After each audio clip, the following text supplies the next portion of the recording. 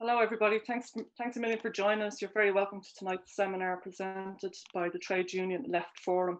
We're delighted tonight to introduce our guest speaker, Professor Michael Doherty. He's from the Law Department at Maynooth University. He's going to speak to us tonight on the subject of social partnership, and it's a subject that he has written quite a lot about its concepts and its flaws, and how it has fared for both workers and the trade union movement. It's a timely discussion under the current circumstances facing into an economic recession. We will no doubt hear arguments and calls for another form of social partnership, and it will be posed to us as a pragmatic solution. Michael is going to speak to us for about 40 minutes on this subject. Over to you, Michael. Thanks very much, Rona, and thanks to you and your colleagues for the invitation, and welcome everyone. This is actually, believe it or not, it's the first kind of talk I've done on Zoom since the lockdown started, so I hope I'm coming through relatively loud and clear. You might be sorry about that in about 20 minutes time, but for now. So I called the talk The Way We Were, Irish Social Partnership. It's been a long time since I watched a Barbra Streisand film or listened to a Barbra Streisand song, I have to confess. But equally, it's actually quite a while since I've been asked to give an opinion on social partnership. And I think, as Rona rightly said, it's probably something that's going to come back on the agenda over the coming months, as unfortunately, as it seems inevitable, we do move into an economic recession. So just very briefly, I suppose what I might do in the talk, I was wondering how to kind of pitch it, and then I remembered a bit of research I'd done probably about 10 years ago, about 10 years ago now, with a colleague, which we never got around to finishing, because like social partnership itself, our work kind of collapsed around 2009 and we never picked it up. But I think we will go back and try and finish it. But I think it does give, I think, an interesting perspective on partnership, which might be hopefully of interest to some of you this evening. So I might just go to slide 2, Graham, Eugene, sorry, please. So I mean, the talk is going to be fairly straightforward in terms of the outline. What was social partnership? I mean, I'm pretty sure that most people in this audience will have a good idea.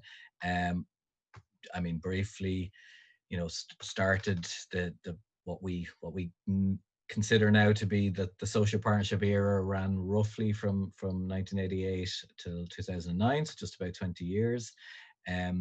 It began, certainly the agreements I'll look at in a second, began in the context of a crisis.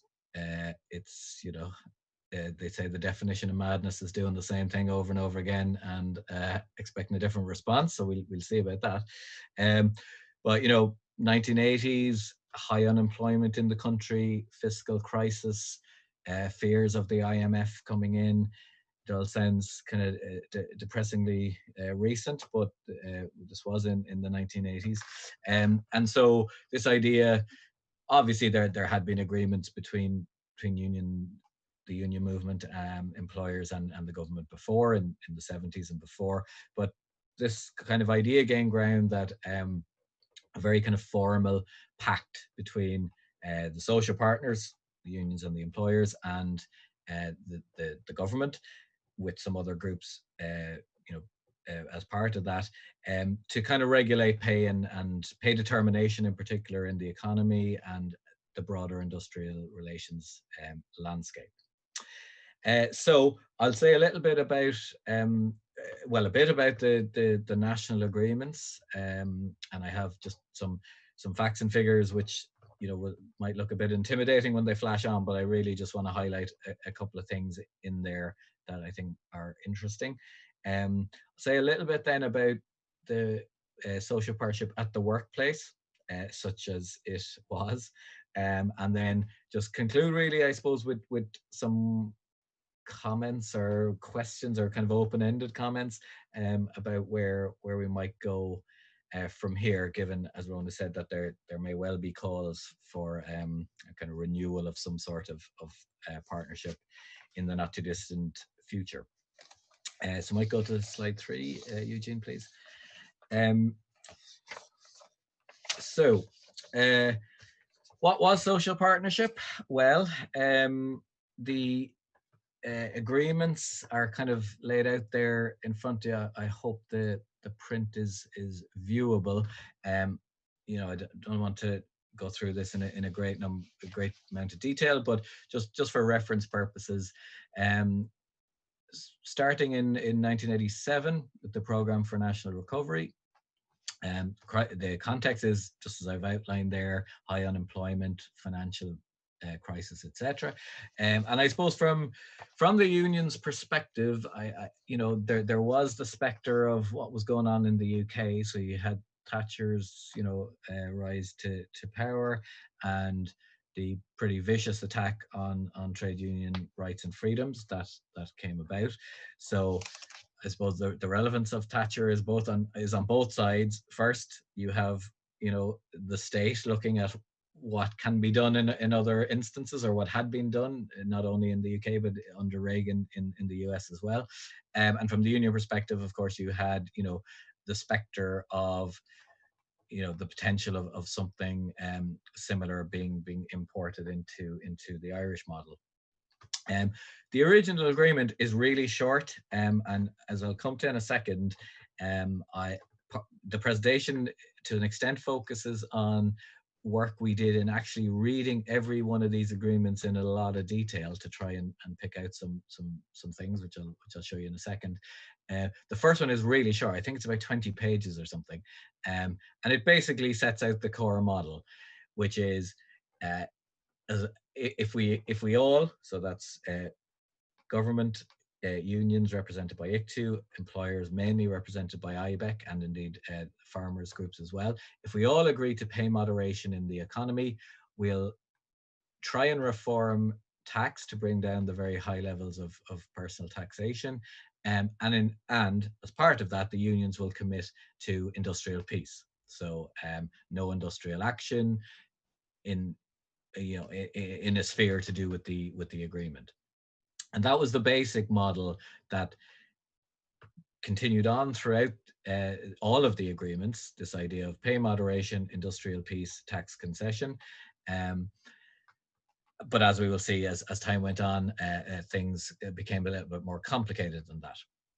So the next phase, kind of 1990 to 96. So 1990, of course, we have Big Jack and all that, but we also have the Programme for Economic and Social Progress, the PESP, and then following that, the Programme for Competitiveness and Work.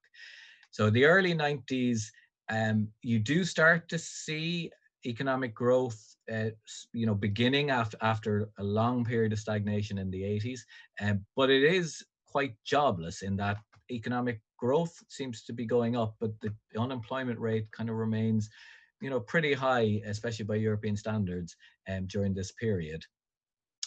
So the agreements focus on very much the usual thing: pay moderation, industrial peace, and so on.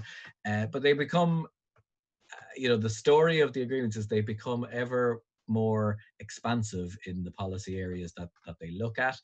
So social welfare reform becomes a bigger focus of these agreements, and also the idea that you need to put in place measures if you want to deal with unemployment, to also deal with the supply side, as in training, upskilling of workers, and so on. Now, the extent to which those policies in particular succeeded, I think most people would be quite skeptical of, but they are there in the agreements.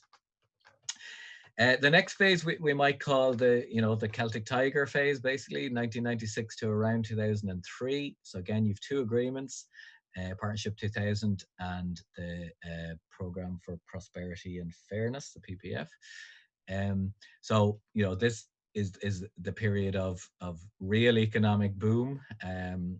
Whatever we may view that now, at the time, very high economic growth and so on, and you do have a dramatic fall in employment, and an economy at basically full employment for a number of years from the very late 90s, maybe early 2000s.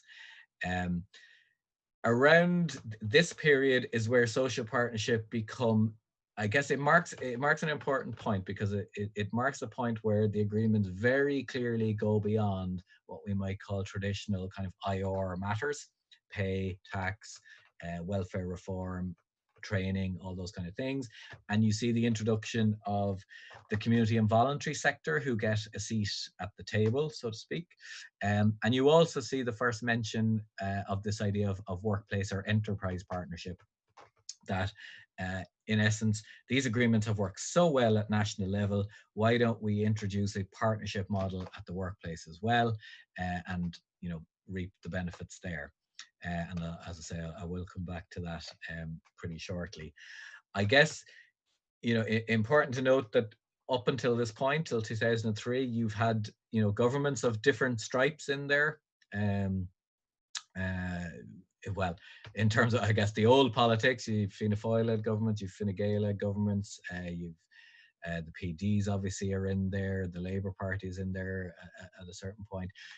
Irrespective of the makeup of the government, there's a general commitment, sometimes stronger, sometimes weaker, but a general commitment to keeping this process going.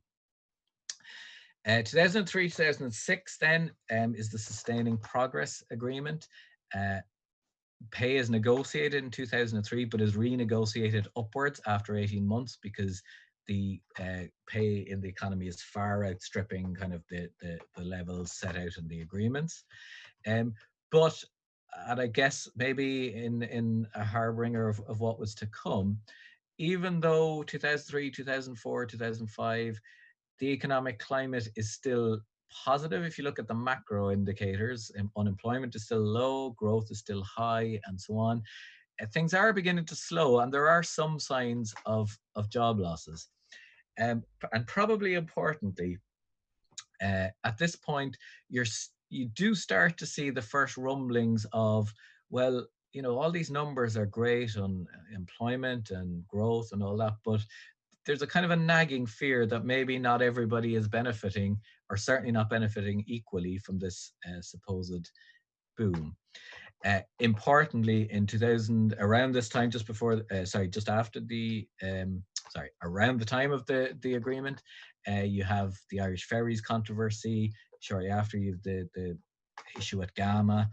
So there's a lot of concern at this point about compliance with employment law, which kicks into the next agreement.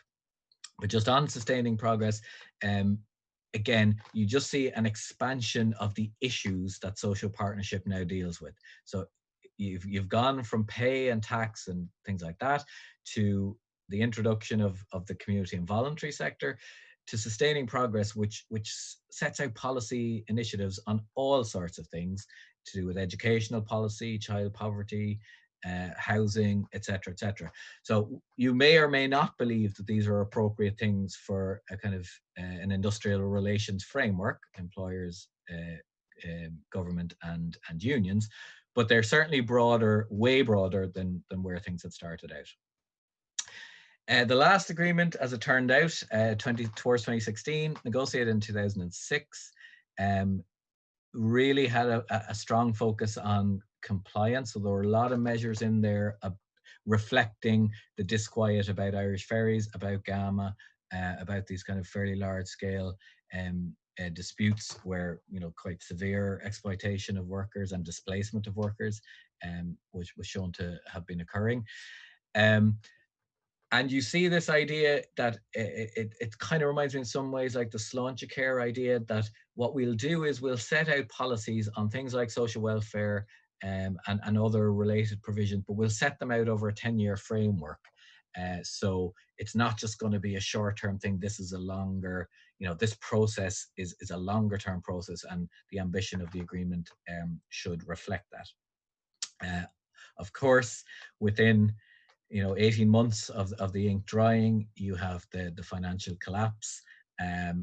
Some attempts by both parties to kind of keep the process going, but basically once the economic crisis really hits, the banking crisis really hits in 2008, 2009, the process collapses, as essentially the employers and state just renege, frankly, on anything that they had promised. And at that point as well, you do have a lot of disquiet within the union movement that perhaps this isn't the route we should be going down. So can we move on to the next slide, please, Eugene, which is the unemployment rate. I mean, I've just put this up here because if you were a promoter or a fan of social partnership, you'd say, well, look at this graph.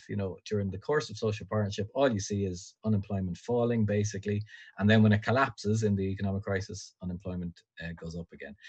I just put that there because it was an easy one to kind of get, but of course could show you a lot of other graphs as well, which demonstrate rising income inequality during this period, where you see a relative decline in social protection expenditure, certainly relative to economic growth, where you see a dramatic increase in relative poverty. So the argument was, well, everybody has more disposable income, et cetera, but clearly related to the income inequality piece is you're starting to see a bigger cohort of people falling into what is defined as relative poverty.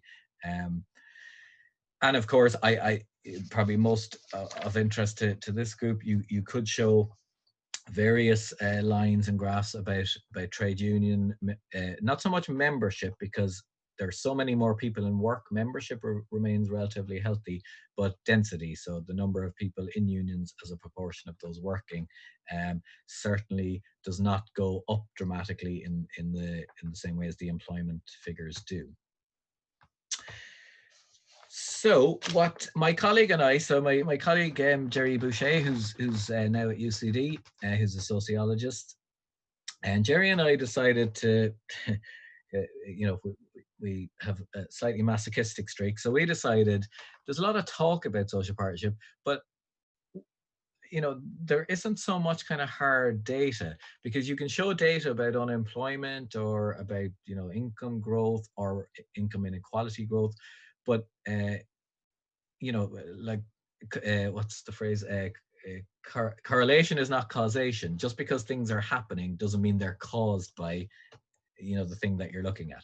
So Jerry and I basically just decided to read all of the agreements in great depth, and to categorize the kind of things that were in them, the commitments that were in them.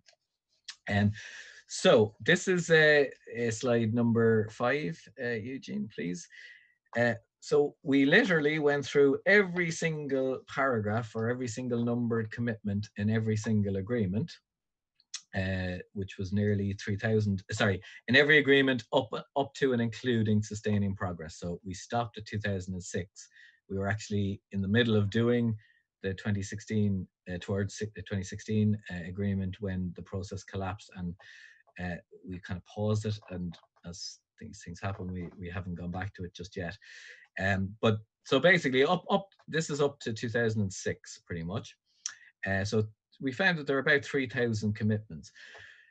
But what we wanted to, I suppose, know is what are these things, or what is being committed to, in what form does it take? So as I said, the numbers, I'll just highlight a couple of numbers in a minute with a color scheme. But just in terms of what we found in each, we broadly found that there were 6 kind of types of commitment in each agreement. So new partnership commitments, we defined as, genuinely things that were new, specific, and verifiable. So a classic new partnership commitment would be, there will be a pay increase of X%. Okay, so clear, it's a commitment, it's verifiable, and it's it depends on it. It changes from agreement to agreement.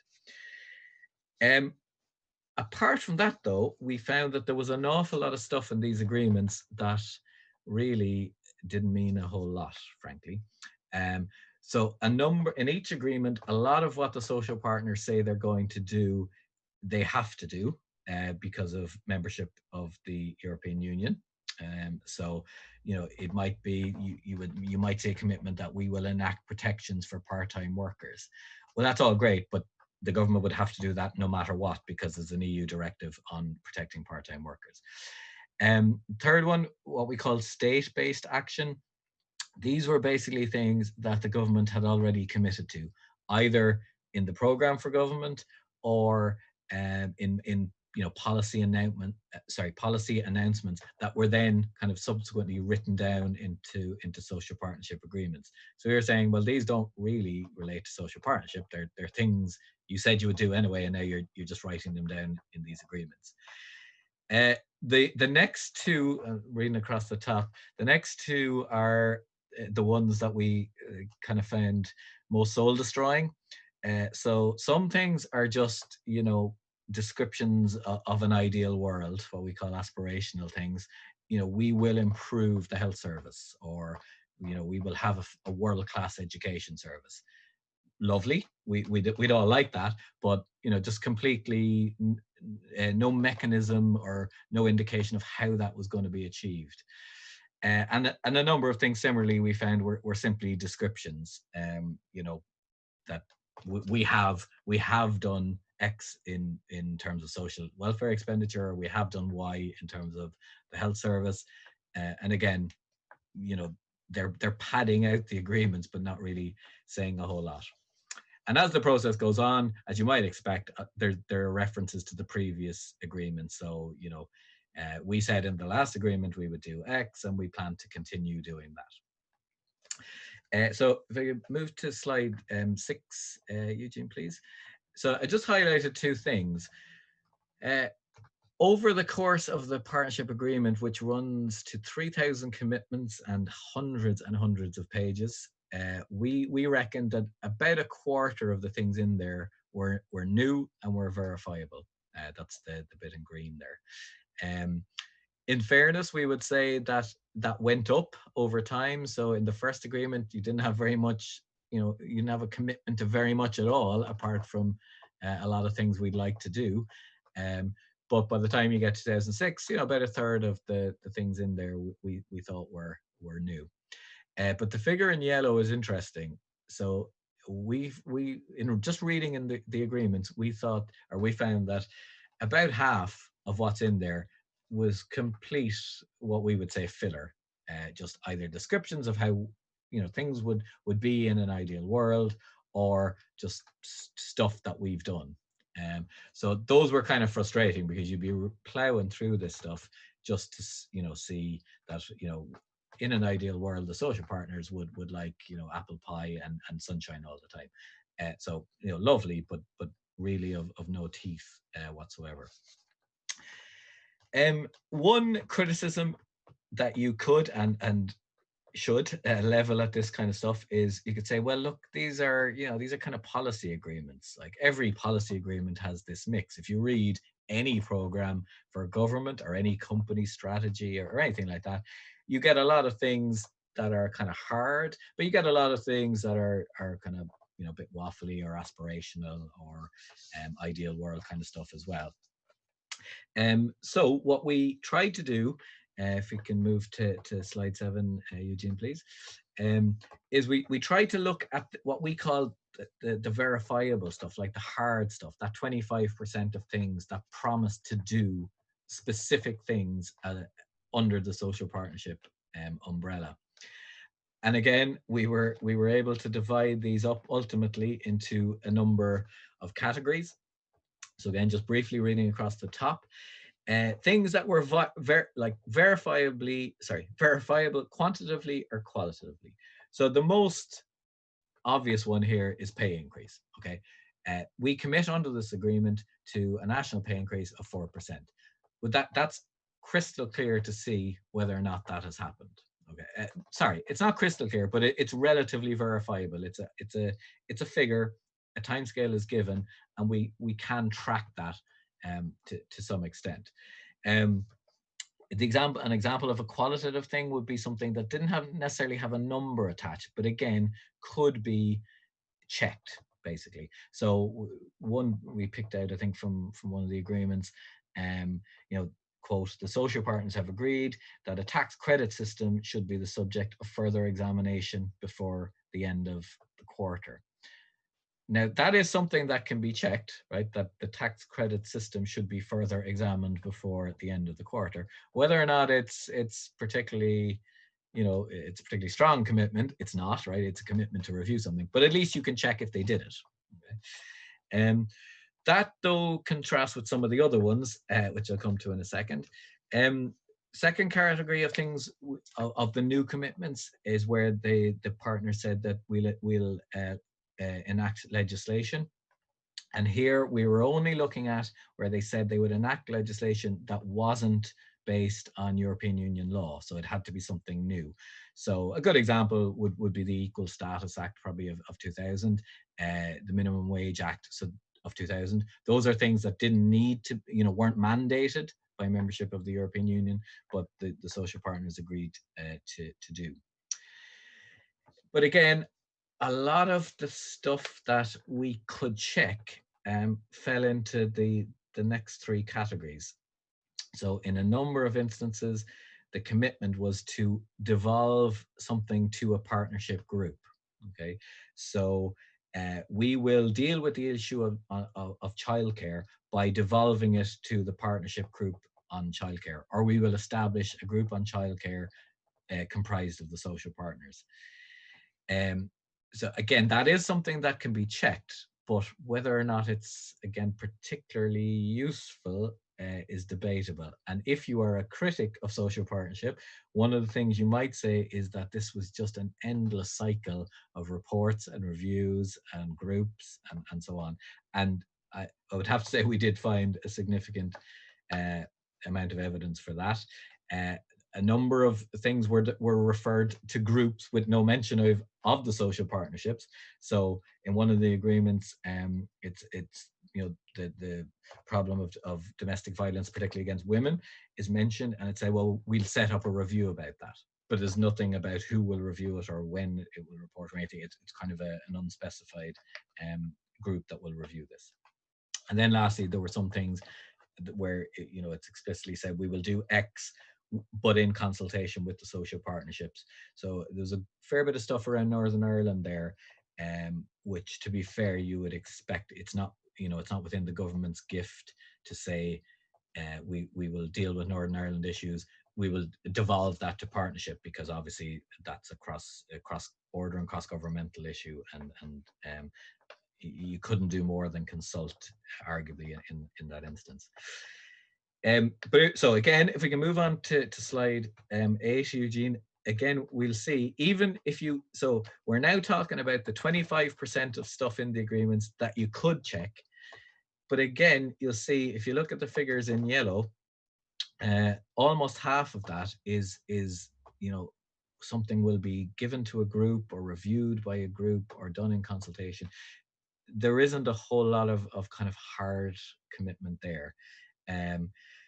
To be fair, on the other hand, we said on average about 40% of the commitments, the new commitments made, were verifiable, and that went up over time. But again, a lot of what we found is just we will discuss this further, or we will review this further, or something similar. So again, you can be very critical of what we've done and said, why did we waste our time with this? Because all we're doing is kind of reading stuff and categorizing it and so on. I suppose what we thought, our suspicion was that an awful lot of what is in these agreements is either kind of filler or it's kicking something down the road. And to be fair, that is what we found. We found that more than half of these agreements, about 3/4 of the agreements was stuff that was hard to kind of verify, that was somewhat unspecified. But it was also clear, and you can read this both ways, I guess, pro or con, that social partnership definitely became completely intertwined with policy making at all levels of government, because nearly everything that happened was in some way referred to or devolved to or done in consultation with social partners.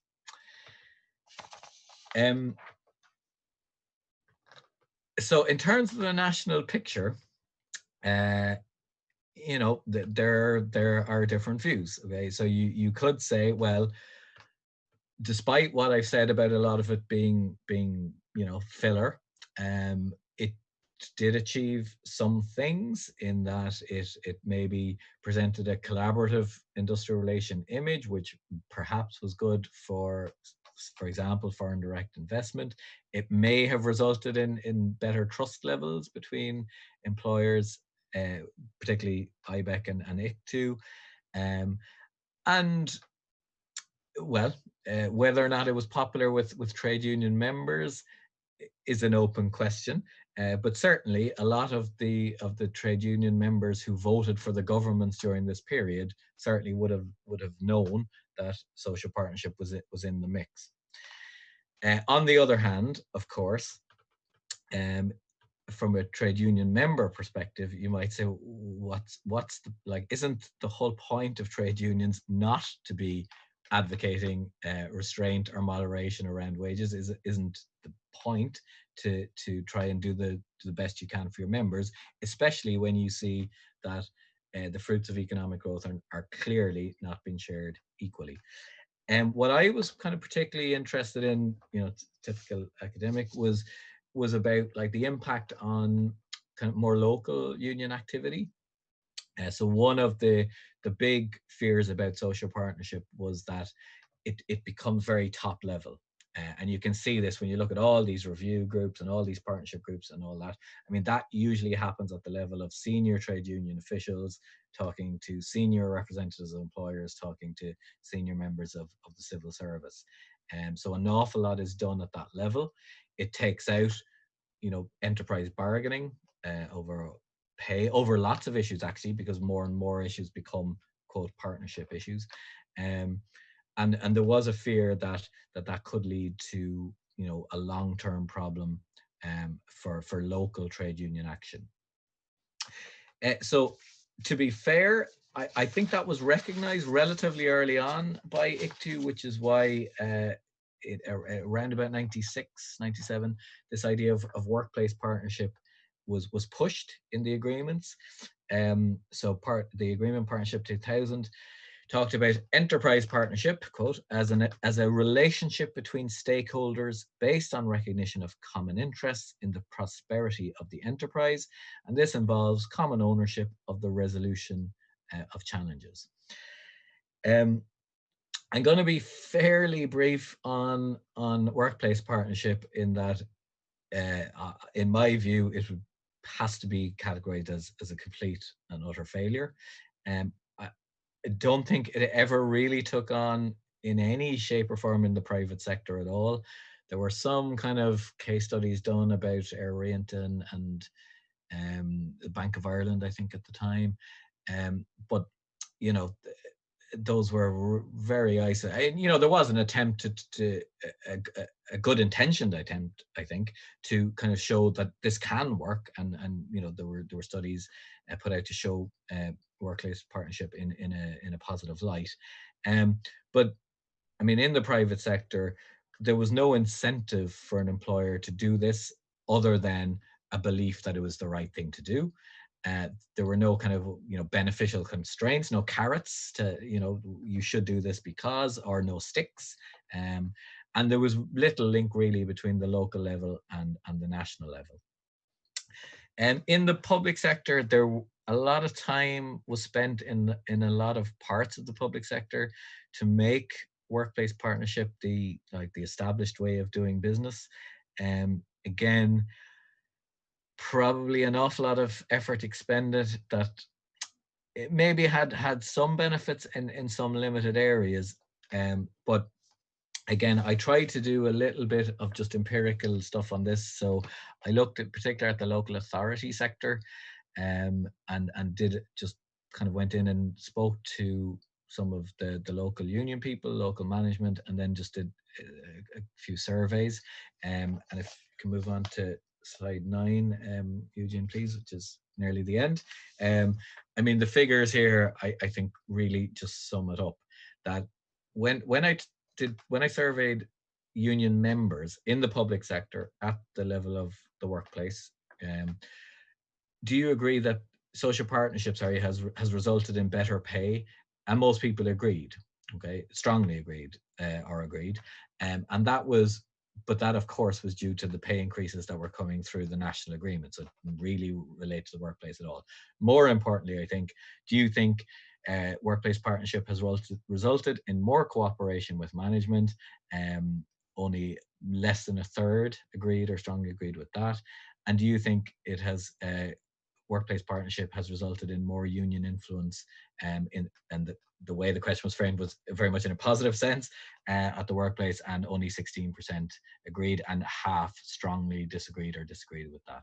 So not only do I think a workplace partnership was not a great outcome in terms of the effort expended for the reward gotten in terms of workplace organization in the public sector generally, I think the fears that it wasn't good for local union organization activity, I think there is, like, my survey is relatively limited, but there is, I think, pretty strong empirical evidence to show, in fact, that was the case.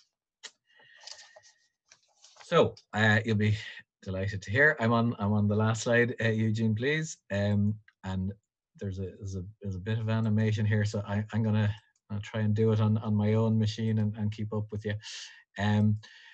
So in terms of what next, I don't know. Obviously, if I knew that, I wouldn't be sitting in my bedroom in my fleece on a Tuesday night.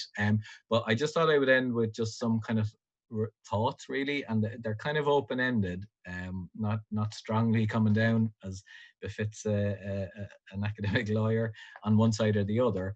The first is just around data and what social partnership tried to do.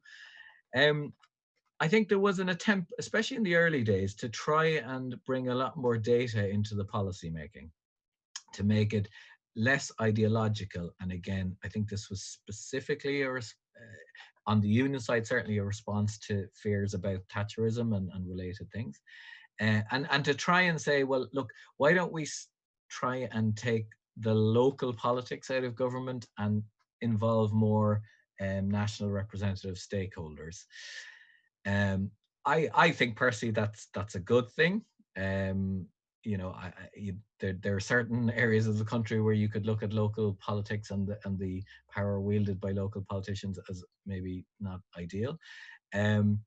But I do think, though, that where the data, data to inform policy making is one thing, but I think increasingly economic data has kind of overtaken everything else, and the economists are always the loudest voices in the room. And I mean, the head of IBEC now is an economist, which wouldn't have been the tradition. Traditionally, would have been somebody with a more IR background. And I would just fear that, while data data-driven policy is a good thing, there maybe aren't as many non-economic voices in the debate as there could have been. And I think that was true of partnership as it went along. The second thing I would just say is you probably can criticize, I would certainly, social partnership as being so policy and process heavy. Um, all these review group, it became like an industry in and of itself. Partnership review groups, partnership this, partnership that, and I think even if it hadn't been for the economic collapse in 2008, it probably would have just collapsed under the weight of itself. The question, as I think Rona alluded to at the start, is, but is there a benefit of some sort of coordinated approach if you scale that down? So is there perhaps a benefit in a process that's similar, but much more focused on what we might call core IR issues? Is it beneficial to have, employers, unions, farmers, etc., talking about national issues? Third thing is, well, what do we have now? Well, in the we have no coordinated bargaining really in the private sector, or sorry, centralized bargaining in the private sector. We do, of course, have agreements in the public sector. Again, the attempt has been there to manage an economic crisis by having agreements where the unions promise industrial peace in exchange for in exchange first for not losing their jobs, and increasingly to try and restore some of the losses. Has it been successful though? You'd have to question, particularly in the light of the INMO dispute of relatively recent vintage. One criticism of social partnership I would reject is that it's anti-democratic.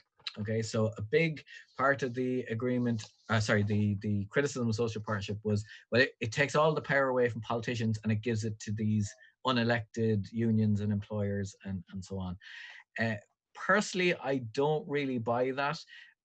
I mean, when you have a situation, as you've had throughout partnership, where one or two politicians, local independents who hold the balance of power can extract really, really significant deals, then, I'm not sure that saying, well, that's fine because that's parliamentary democracy, but, having representative groups in, representing civil society is anti-democratic. I personally am not convinced about that.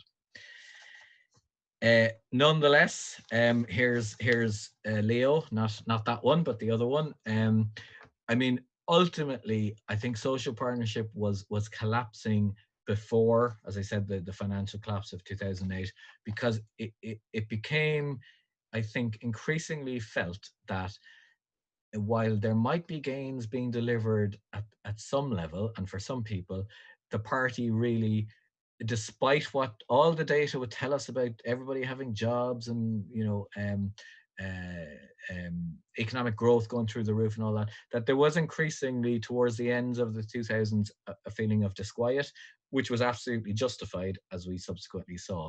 And I think that feeling, that collapse in 2009, 2010, we have seen the results of that in the elections, the last three elections.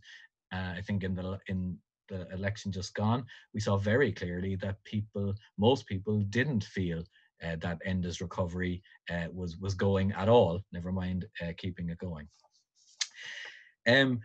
From a union perspective, a little image of the Godfather here, there's always a danger, and a criticism always was, if the unions go into this, represented by ICTU, is it from a position of weakness? Is it because there's no other way?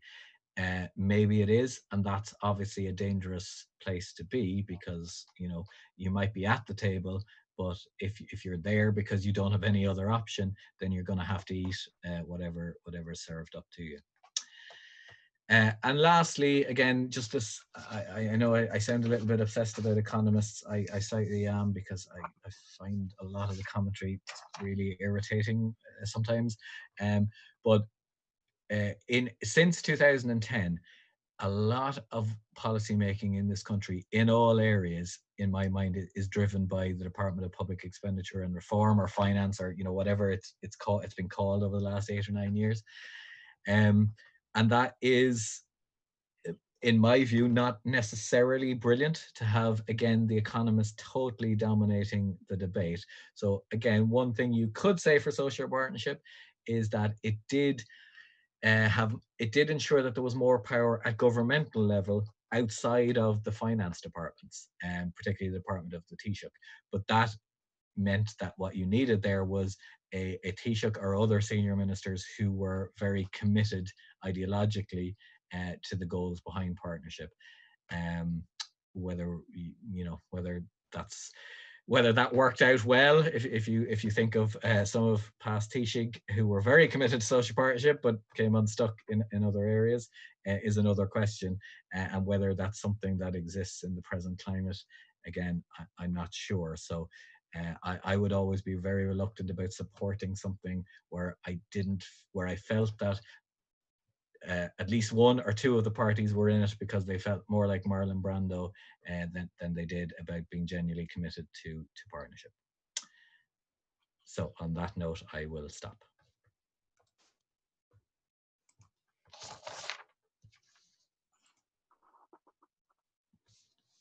Thanks very much, Michael. That was a very informative presentation, and thanks again for reading every single paragraph of those agreements. It must have been thrilling, but I suppose that is the work of academics, and someone has to do it. I think a lot of what you've said will probably resonate with people, particularly about the contents of those agreements and the aspirational and the things that were in it that were already supposed to be there, whether they were already EU directives. It sounds quite familiar, I think, to anybody who's read the recent programme for government. There's quite a lot of padding in that also, and kicking the can down the road. And I think there is a lot of things to think about. And for me, I think one of the things that I certainly would be thinking about is the top-down approach that you described, and its impact on local trade union activity. And I think that is linked to the problem of union density. And we saw more recently, I think, from the water charges onwards, some trade unions getting re-involving themselves in community campaign work, which was difficult because a lot of people had lost a lot of confidence in the trade union movement as a result, I believe, of the partnership agreements that they went into. But there's lots there to think about, and I hope people will give us some feedback and put their comments into Facebook and so on. And thanks to everybody who watched and who shared tonight's seminar. If you haven't seen it or you want to watch it again, it is available on the Trade Union Net Forum Facebook page. It's also available on the Socialist Voice YouTube channel. We hope to bring you more seminars in the future. I just want to thank Michael again, and good night, everybody. Thank you very much. Bye-bye. Bye, everyone.